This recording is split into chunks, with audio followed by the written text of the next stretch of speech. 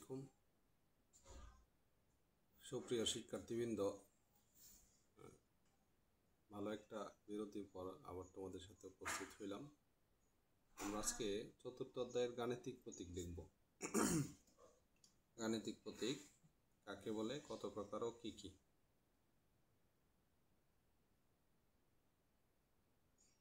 গণিত করার সময় যে প্রতীকগুলি ব্যবহার করে গাণিতিক সমস্যার সমাধান করা হয় তাকে গাণিতিক প্রতীক বলে। এই গাণিতিক প্রতীকগুলি এখানে দেখো কিছু আছে, ছোট সমান বড়, এগুলি দিয়ে সম্পর্কটা নির্ণয় করা লাগে। এগুলি ছোট প্রশ্ন আসে বেশিরভাগ ক্ষেত্রেই। এখানে আছে যোগ বিয়োগ গুণ ভাগ। এখানে এই পাশে এক আছে, এখানে চিহ্ন বসায় এই পাশে এক হবে। আবার এখানে দেখো ছোট সমান বড়, ওই প্রতীক বসায় এটার মানগুলিকে সঠিক করতে হবে। এরপরে আছে দেখো খোলা বাক্য।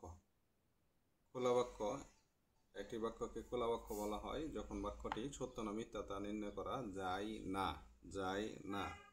তাহলে উল্টাটা যদি হয় যে সত্য না মিথ্যা নির্ণয় করা যায়, তাহলে এটার নাম হবে গাণিতিক বাক্য বা বন্ধ বাক্য। তাহলে একটি বাক্যকে গাণিতিক বাক্যের অপর নাম হইল বন্ধ বাক্য বলা হয় যখন বাক্যটি সত্য না মিথ্যা তা নির্ণয় করা যায়। আগেরটা ছিল যায় না, এটা হলো যায়।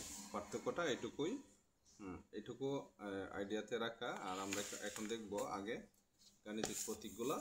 এই গাণিতিক প্রতীকগুলো আমাদের কি কি আছে, পরীক্ষার জন্য এটা খুবই গুরুত্বপূর্ণ, ছোট প্রশ্ন আকারে আসে। দেখো গাণিতিক প্রতীক মূলত হলো চার প্রকারের। একটা হলো সংখ্যা প্রতীক বা অঙ্ক প্রতীক বলে এটাকে। এটা হলো 0 থেকে শুরু করে 9 পর্যন্ত। 0, 1, 2, 3, 4, 5, 6, 7, 8, 9, 9 পর্যন্ত। এই প্রতীকগুলো টোটাল হইল 10টা।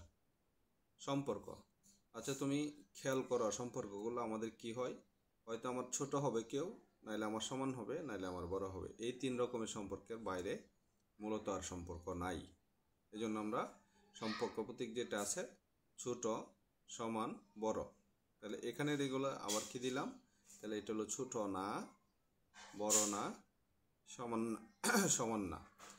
তাহলে ছোট না, সমান না, বড় না, ছোট নয়, সমান নয়, বড় নয়। তাহলে এটা হলো সম্পর্ক প্রতীক। প্রক্রিয়া প্রতীকটা কি, প্রক্রিয়া। তাহলে অঙ্কগুলি যেই প্রক্রিয়ার মাধ্যমে করা হয়, যেমন যোগ প্রক্রিয়া আছে, বিয়োগ প্রক্রিয়া আছে, গুণ আছে, ভাগ আছে, এগুলিকে প্রক্রিয়া প্রতীক বলে। আরেকটা আছে শেষ অক্ষর প্রতীক। অক্ষর প্রতীক হইল অজানা রাশির মান বের করার জন্য যে অক্ষরগুলো ব্যবহার করা হয়, এটা হইল অক্ষর প্রতীক। কি আছে, ক, খ, গ, ঘ, অথবা এ বি সি ডি, অথবা এক্স ওয়াই জেড, এরকম থাকে। আশা করি তোমরা আজকের ক্লাসটা সহজেই বুঝতে পারবা। ক্লাসগুলি তোমাদের হলেও সর্বোচ্চ সংখ্যক শেয়ার হওয়া দরকার। আর তোমাদের কোনো প্রবলেম হলে আমাদের আগের ভিডিওগুলিতে নাম্বারও দেওয়া আছে, প্রয়োজন হলে এই নাম্বারে যোগাযোগ করতে পারো। স্যার তোমার জন্য প্রস্তুত আছি। আশা করি তোমাদের বৃত্তির প্রস্তুতি ভালোভাবে আগাচ্ছ। সামনে অল্প সময় আছে, সামনের যে মাসটা আছে নভেম্বর মাসটাই তোমাদের পড়াশোনার জন্য মূলত সবচেয়ে বেশি সময় পাবে। এরপরে ডিসেম্বরে দেখব পরীক্ষা শুরু হয়ে গেছে। আশা করি সবাই সুস্থ আছো, ভালো আছো। সবার সুস্থতা এবং সাফল্য কামনা করে আজকের এই ক্লাসটা ছোট করে এখানেই শেষ করছি। আসসালামু আলাইকুম।